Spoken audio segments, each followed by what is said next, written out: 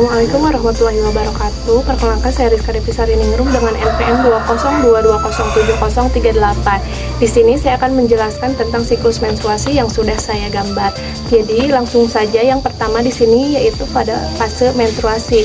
Jadi pada fase ini terjadi apabila ovum tidak dibuahi oleh sperma. Jadi pada fase ini biasanya terjadi penurunan kadar estrogen dan progesteron. Seperti itu. Jadi akibatnya ovum akan meluruh bersama dengan endometrium. Jadi kondisi ini biasanya ditandai dengan adanya pendarahan melalui vagina. Jadi pada fase ini terjadi pada hari ke-1 sampai hari ke-7. Selanjutnya di sini yaitu fase praovulasi. Jadi pada fase praovulasi ini biasanya hipotalamus menghasilkan hormon gonadotropin yang merangsang pembentukan follicle stimulating hormone atau FSH.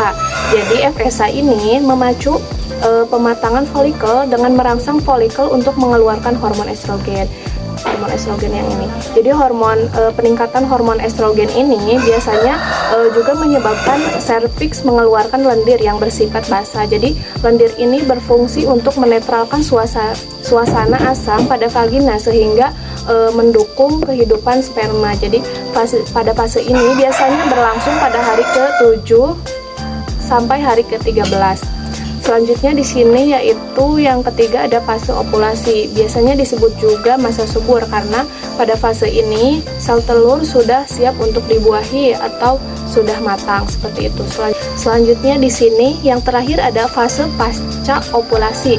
Jadi berlangsung pada hari ke-15 hingga hari ke-28. Jadi pada fase ini folikel yang pecah berubah menjadi badan padat berwarna kuning yang disebut dengan korpus luteum. Jadi korpus luteum ini menghasilkan hormon progesteron dan estrogen. Jadi korpus luteum ini mengalami regenerasi menjadi korpus albika.